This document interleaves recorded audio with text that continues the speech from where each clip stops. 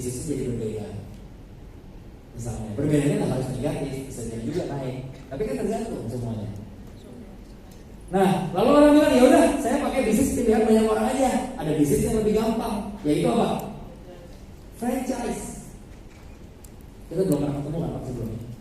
Gak ada tangan bilang kan nggak ada apa-apa. Kok dia bisa tahu?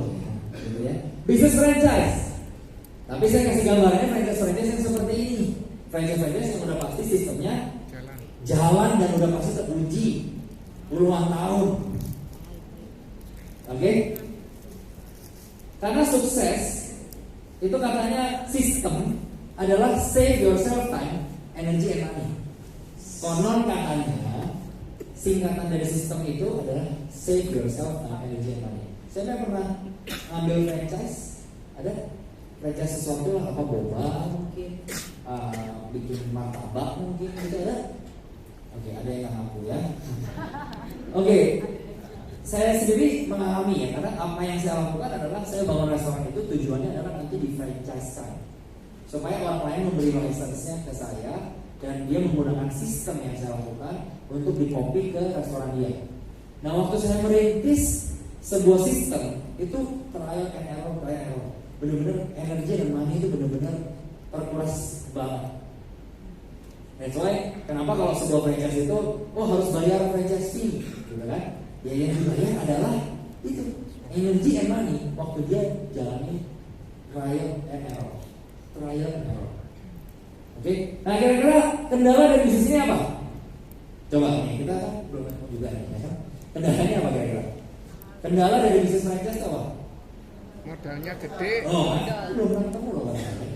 Kamu udah pernah lihat saya mungkin ya. Modal yang besar. Ya nggak apa-apa kalau teman-teman punya modal. Selama itu nyocok. Apa nyocok? Nyocok itu nutup gitu kan. Modalnya berapa, ambil berapa, untungnya berapa tahun, BEP, nyocok gitu kan, ada untung gitu kan. Dikit-dikit ada lah ya, maksud saya bisa dibilang Surabaya. So, pertanyaan saya selanjutnya adalah saat ini apa kendala kita? Kita punya ultimate success, punya goal. Kita mau dapetin semua dream kita. Pertanyaannya apa kendala kita menuju ke sana? Siapa yang setuju bahwa hari ini yang datang malam hari ini adalah orang-orang yang punya potensi yang luar biasa dan merasa bahwa gue tuh bagian dari orang-orang sukses? Boleh angkat tangannya? Yakin. Saya ini bagian dari orang-orang sukses. Kalau orang lain bisa sukses, saya harusnya bisa. Coba angkat tangannya. Wis, malu-malu. Perlu saya jelaskan pakai bahasa Mandarin mungkin? Ya mau ada lagi sihnya? Saya nggak bisa tapi. Oke. Kenapa saya mau katakan itu? Kita ambil sebuah gambaran. Ya teman-teman yang tahu MotoGP mah suka sama gambar ini. Ya. Seorang pembalap, ini namanya Valentino Rossi. Seorang pembalap, kalau dia menggunakan motor yang tepat, juara. Potensinya luar biasa. Motornya pas, juara. Yang dulu saya juga terkaplok. Saya bikin aja gitu ya. Nah ada kan terkaplok gitu kan. Adalah gambar ini. Berapa banyak yang pernah lihat gambar ini di internet? Itu cari-cari ternyata ada, boleh angkat-angkatnya. Ada beberapa ya. Tapi mungkin momen di saat ngelihatnya berbeda sama malam ini yang saya mau jelaskan. Jangan sampai potensi yang luar biasa. Anda semua ini ada potensi yang luar biasa. Kita semuanya punya potensi yang luar biasa, saya setuju. Tapi jangan sampai kendaraan yang kita tumpangi malah menghambat potensi kita. Bilang orang kira, jangan sampai. Bilang lagi, jangan sampai. Jangan sampai kamu tidur. Ya. Jangan sampai potensimu terbuang sia-sia. Oke, so hari ini semoga apa yang saya mau bagikan, idenya juga terkait dengan sebuah potensi dan sebuah kendaraan yang bisa menunjang potensi kita. Sebelum saya masuk ke sana, apa bedanya yang kiri yang sama yang kanan? Bilang buka baju, bukan ya? Satu pakai baju, satu enggak gitu. Asin, kena keringat, Saya tahu pikiran Anda ya. Yang satu murah, yang satu murah, yang satu mahal. Satunya Starbucks. Kiri sama kanan bedanya apa? Satunya Starbucks, yang satunya. Saya bantu lagi. Kiri sama kanan bedanya apa? Kiri sama kanan bedanya apa? Tradisional dan modern. Kiri sama kanan bedanya adalah di sistem dan jaringan distribusi. Sistem berbeda. Pernah lihat yang punya Starbucks Enggak. bikin kopi? Enggak. Bahkan yang ngambil franchise di Indonesia deh, bosnya MAP Mitra Adi Perkasa itu apa franchise Starbucks, pernah lihat dia bikin kopi? Enggak. Enggak. Karena semua ada sistem. Indomaret ini yang pernah juga ya, toko bangunan. Pernah lihat mungkin? Pernah nanya harga paku sama yang punya Mitra 10? Nah, dia pun nggak tahu harga paku berapa ya. Tapi ini kan semuanya jaga harus tahu harga-harga, gitu ya. Yang bawah nih, Indomaret. Boleh nggak kalau saya buka 200 toko Indomaret? Ini saya punya Indomaret. Saya buka 200 toko Indomaret, boleh? Boleh. Saya buka di dalam satu gang, namanya gang Indomaret. 200 toko Indomaret, boleh nggak? Boleh nggak? Boleh, terserah dia yang punya dulu. Bukan gitu. Pertanyaannya, kenapa dia tidak melakukan itu? Karena dia mau menyentuh market-market yang berbeda. Dia mau punya jaringan yang berbeda. Dia mau masuk ke komplek-komplek perumahan yang berbeda, supaya makin dekat ke customer-nya dan makin gampang dibeli sama customer-nya. Begitu, betul? Oke. So hari ini saya mau ajak teman-teman melihat bisnis yang saya mau bagikan adalah bisnis dengan sebuah sistem. Menurut teman-teman yang teman-teman datang malam ini adalah sebuah sistem nggak? Ya. Sebuah sistem bukan? Ya. Sistem ini bagian dari sistem. Oke, sebuah sistem dan jaringan distribusi. Saya datang ke Surabaya, lagi diundang, Rachel datang ke Surabaya. Tadi siang saya ketemu sama teman saya, teman kuliah. Ngobrol, teman kuliah saya mau nih berpartner sama saya membangun Surabaya bersama-sama dengan misi yang kita miliki, misalnya seperti itu. Bukalah di Surabaya, bukankah saya membuka sebuah jaringan baru di Surabaya? Ya. Itu yang terjadi. Oke? Nah, distribution modelnya seperti ini. Ini yang saya mau tanyakan. Ada yang pernah berbisnis terkait dengan gambar ini? Galon-galonan? Oh, apa? Pernah jadi galon, Pak? Maksudnya ini ya, mendistribusi galon ya, Pak? Oke. Boleh nanti dibantu ya, atau teman-teman yang tahu mungkin. Ada pabrik yang mengelola air galonnya, betul? Yang menciptakan air siapa? Tuhan. Wah, ini mulai kurang makan semua, mulai kurang cairan. Ya, yang menciptakan air itu masih dipikirin gitu, siapa yang menciptakan? Yang menciptakan air itu Tuhan gitu ya. Yang membuat mata air itu jadi air minum siapa? Pabrik. Oke, ada pabrik, ada produsen air minum. Ceritanya malam ini kita bicara galonan, tapi ini ter-apply untuk semuanya, ya. Lalu di sini ada depo utama. Ada depo kecil, depo ada agen. Depo utama. Siapa yang kenal sama depo utamanya apa? Di Surabaya yang kenal apa? Cleo. Ya. Ada yang kenal sama temennya itu adalah distributornya Cleo, bagian Surabaya Barat, misalnya gitu. Mungkin ada. Ya. Distributor depo utama ini tujuannya untuk apa ya? Tujuannya apa ya? Boleh nggak nih datang bawa 2 galon kosong? Permisi. Ini pabriknya distribusi ya? Tempat distribusinya. Ya, seperti gini nih tempatnya. Mau isi ulang boleh Pak? Kira-kira boleh nggak? Nggak boleh, karena tujuan dia fokusnya adalah mendistribusi dalam jumlah besar. Tidak melakukan penjualan B2C atau business to customer. Dia hanya melakukan B2B, business to business. Dia hanya salurkan ke depo-depo yang lebih kecil. Nah, depo yang lebih kecil biasanya punya temannya si hijau, gitu kan? Ada depo kecil, ada di sekitar rumahnya ada depo-depo gini. Nah, pertanyaannya depo kecil ini boleh nggak jualan? Dia hanya mendistribusi juga yang ke yang agen-agen kecil. Dia nggak jualan, dia distribusi terus yang kecil. Boleh nggak? Boleh. Yang penting dia memenuhi sebuah kuota. Ya, kuotanya 1 minggu 1000 galon misalnya gitu. Yang penting lu bisa habisin. Mau lu jualan juga, mau lu nggak jualan tapi punya 10 agen, 100 agen, terserah. Agen, ada yang di rumahnya punya galon lebih dari 5? Ada? Udah katakan? Mungkin bapak ibu semua adalah agen. Enggak ya? Mungkin siapa agen itu? Agen itu mungkin tetangga-tetangga kita yang nyiapin galon banyak ya, mengcover hanya satu komplek. Ya mungkin di gang mana ada yang jadi agen apa? Nah itu agen. Tugasnya dia rata-rata apa? Hanya langsung memberikan ke customer, jualan ke customer. Tugasnya agen. Oke? So ini adalah distribution model. Ini sebuah bisnis bukan? Bisnis? Bisnis belakang kiri ini bisnis bukan aja. Bisnis bukan. Ini bisnis bukan?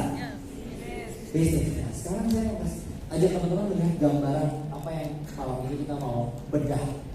Ya, yang malam ini teman-teman datang untuk membedah apa itu bisnis potential sebenarnya. Oke?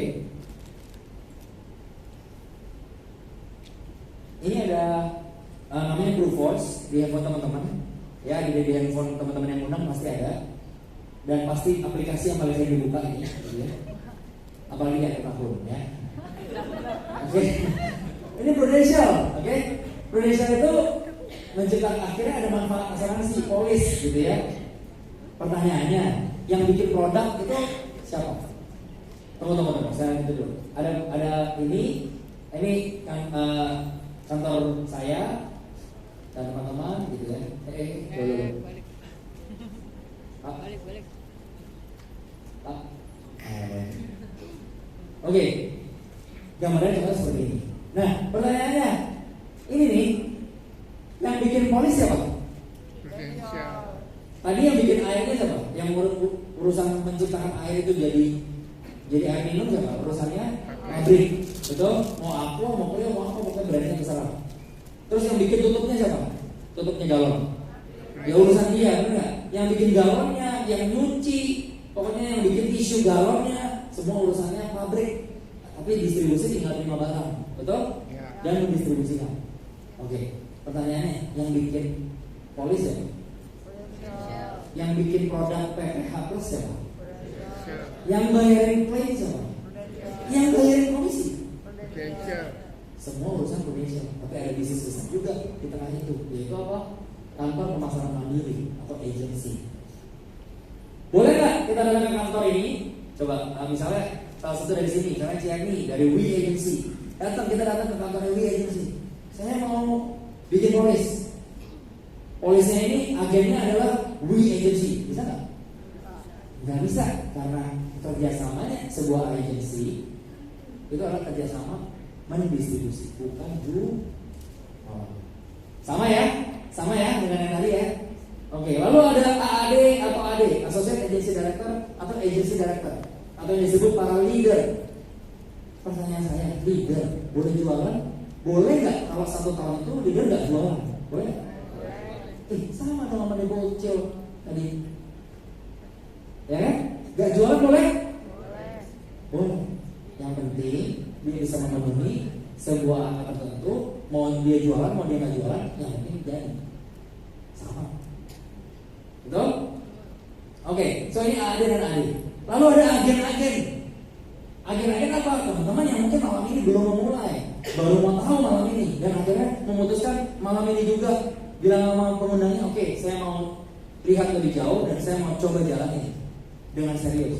Oke, TikTok malam ini aplikasi jadi melalui satu handphone dengan aplikasi namanya Blue Force, gitu ya. Agen, tugasnya agen apa ya? Tugas utama seorang agen apa? Jualan. Semua dari tempat ini, baik saya mungkin yang pengusaha, mungkin saya pengusaha sedang, kecil, ada yang pengusaha besar, siapapun kita di bisnis ini dibentuk sebagai orang yang rendah hati. Yaitu apa? Untuk memulai segala sesuatu dari nol, kayak Pertamina. Dari nol ya Pak? Dari nol ya? Sama. Siapapun kita, apapun jabatan kita, siapapun kita, memulai bisnis ini semua dari nol. So orang-orang yang sombong, orang-orang yang tinggi hati, orang-orang yang pride-nya ketinggian, harus segera diturunkan untuk menjalankan bisnis ini. Ya, tapi lihatlah ini sebagai sebuah peluang bisnis. Bedanya agen yang jualan terus sama agen yang mau membangun bisnis apa bedanya? Kalau agen yang jualan terus, dia jualan terus. Tapi kalau agen yang pikiran ke bisnis, dia akan melakukan jualan seminim mungkin, dia pelajari secepat mungkin, dan dia ajarkan ke banyak orang sebanyak mungkin. Itu bedanya mental ke bisnis. Dan saya yakin itulah anda semua. Bilang kanan kirinya, saya lihat itu kamu. Saya lihat itu kamu. Saya lihat itu kamu. Kamu lihat itu saya. Ya. So ini adalah gambaran bisnis kita. Ya. Sebelumnya saya udah berapa menit? Coba. 20 menit lagi. Oke. Berarti saya masih bisa bercanda. Oke. Terus mau tahu ya? Bedanya agen apa sama agen prudential? Bedanya apa? Sama agen asuransi. Bedanya apa? Agen apa sama agen asuransi bedanya apa? Agen air minum sama agen asuransi bedanya apa? Agen aqua jual aqua. Agen aqua jual aqua. Jawaban terlalu serius Pak. Coba yang belakang. Awal coba. Apa? Terlalu serius Bu. Coba lagi. Ada lagi bedanya agen aqua sama agen asuransi apa? Asuransi nggak ada modalnya. Terlalu serius juga pasti Bu agen. Bedanya perasaan. Kok perasaan? Coba saya kenalan ya. Ayo, ini jauh-jauh dari Bali nih ya. Coba ya tanya. Kerja apa? Oh, saya distributor aqua. Saya agen aqua. Nanti kalau ada kebutuhan, kantor di mana? Nanti saya bisa kirimkan dalam jumlah banyak. Pede nggak? Pede. Galon air aqua. Ya. Pertanyaan kedua, ceritanya dia dari penjual galon ya bapak itu dari tadinya galon jadi polis, ya. Terus sekarang jadi agen. Nah, Indonesia nih, gitu ya. Tanya lagi. Kerja apa kok Ferry sekarang? Oh, saya ya. Kapan-kapan kita ketemu lagi ya. Lalu, ya kan? Oh, saya ini perusahaan Inggris. Ya lembaga keuangan Inggris, gitu ya. Ya nanti kapan-kapan ngobrol. Atau yang lebih parahnya, saya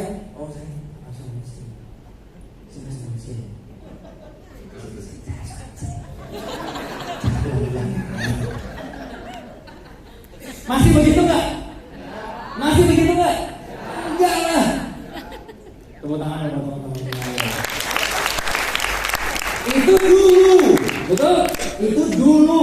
Zaman sekarang teman-teman bilang saya bisnis industri asuransi, saya distributor di industri asuransi, saya distributor manfaat keuangan, saya distributor manfaat polis, saya distributor berpartner bersama dengan Prudential, saya berbisnis dengan Prudential, saya berbisnis di industri asuransi.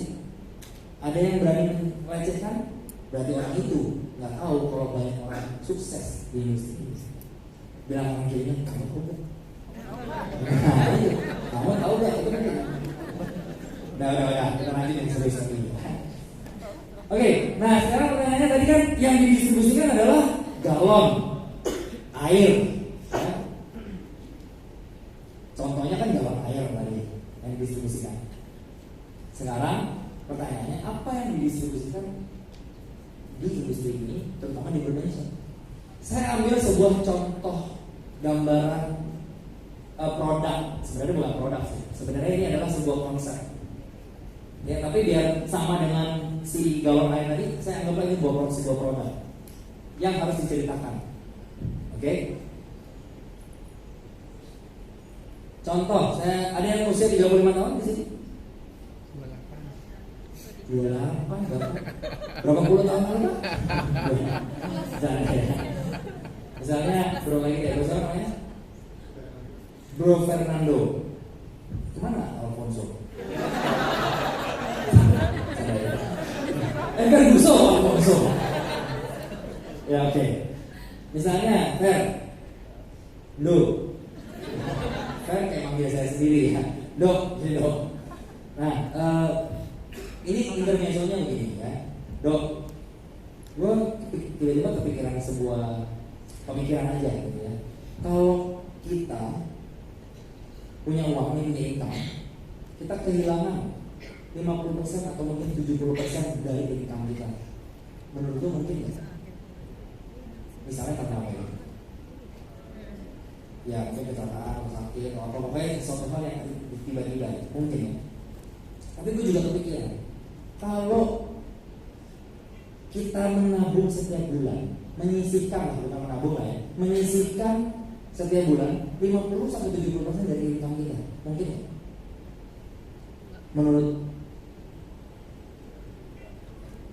Alfredo, menurut lo gimana? Sulit, tapi mungkin. Tapi lebih sulit nggak kira-kira? Lebih mungkin mana? Gampang kehilangan atau gampang kita sisihkan? Gampang kehilangan. Berarti itu sebuah problem dong. Belum dipikiran aja. Berarti itu sebuah problem. Nah, gue menemukan sebuah ide. Idenya adalah kita perlu menyisihkan 10% saja dari apa yang kita dapatkan atau income kita untuk bisa melindungi 100% income kita.